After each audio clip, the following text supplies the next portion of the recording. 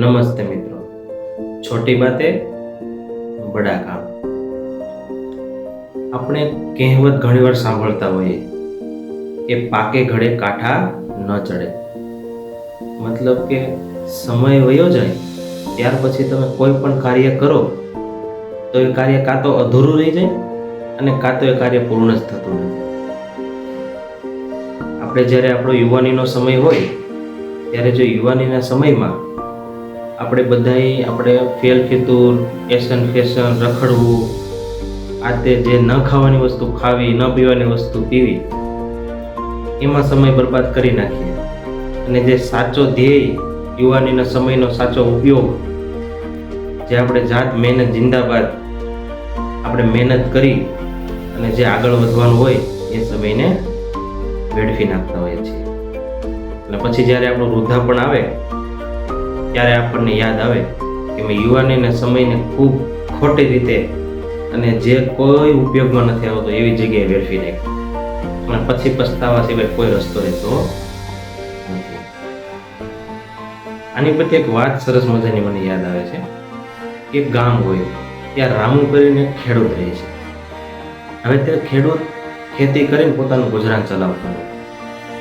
ત્યાર પછી ખેડૂતને એવો વિચાર આવ્યો કે હું મારા ખેતરમાં આંબો વાવું, જેથી કેરી આવે અને કેરી હું જમીશ. ત્યારબાદ તે ખેડૂતે પોતાના ખેતરમાં આંબાનો છોડ વાવી દીધો. ધીમે ધીમે કરતા તે છોડ સરસ મજાનું એક ઝાડ બની જાય છે, તેમાં સરસ મજાની કેરી પણ આવવા લાગે છે. ખેડૂતે જઈને જોયું કે આ કેરી તો આવી પણ હજી તે કાશી લાગે છે, હજી નથી તોડવી. થોડાક દિવસો જાય પછી પાછો ખેડૂત આવીને જોયું કેરી સરસ મજાની પાકી ગયેલી, એકદમ સરસ પીળાશ પડતી, એકદમ રસદાર હોય ને એવી બની ગયેલી. ખેડૂતે જોયું કેરી પાકી તો ગઈ છે પણ હજી થોડીક પાકવા દઉં ને તો હજી રસ સારો આવશે અને હજી મીઠો રસ આવશે, હજી થોડાક દિવસ જવા દો. તો થોડાક દિવસ જવા દેવામાં વરસાદ થઈ જાય છે. હવે વરસાદમાં કેરી પલળી જાય, પવનની નીચે પડી જાય અને બધી કેરી તેની બરબાદ થઈ જાય. અને પછી ખેડૂતને એવો વિચાર આવે કે જ્યારે સમય હતો ને ત્યારે જો કેરી મેં લઈ અને જમી લીધી હોત તો મને કેવો આનંદ આવત. હવે પસ્તાવા સિવાય કોઈ પણ વસ્તુ રહેતી નથી. આ કહાની આપણને ખૂબ શીખવી જાય છે કે જ્યારે આપણે કોઈ પણ કાર્ય સમયસર કરીએ ને, સમયસર, તો એ આંબાની કેરી મીઠી લાગે.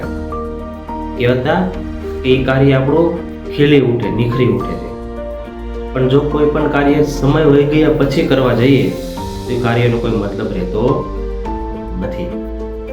આપણે ભણવાના સમયે જો ભણશું નહીં તો આગળ જઈ અને મજૂરી સિવાય કંઈ હાથમાં આવશે નહીં. આપણે રમવાના સમયે રમી પણ લેવું જોઈએ. મારી બે હાથ જોડી દરેક માતા પિતાને એક વિનંતી કે આપણે આપણા બાળકને જ્યારે નાની ઉંમર હોય ત્યારે સમજતા શીખે, જેવી ઉંમર જેવા તેને સંસ્કાર દેવા પડે, જે કાર્ય માટે એને શીખવવું પડે એ કાર્ય એને એ ઉંમરે શીખવી દેવું જોઈએ. જો આપણે વધારે પડતા લાડ કોડ અને અતિશય યુક્તિ કરશું તો આપણું બાળક ભવિષ્યમાં ખૂબ દુઃખી થશે. તેના જવાબદાર આપણે પોતે રહીશું. અને આપણે સમયસર જો નહીં શીખવીએ તેનું પરિણામ આપણા સંતાનો તો ભોગવશે, સાથે સાથે આપણને પણ રાત્રે સુવા દેશે નહીં. કેમ કે એનું પરિણામ ખૂબ ભયંકર આવતું હોય છે.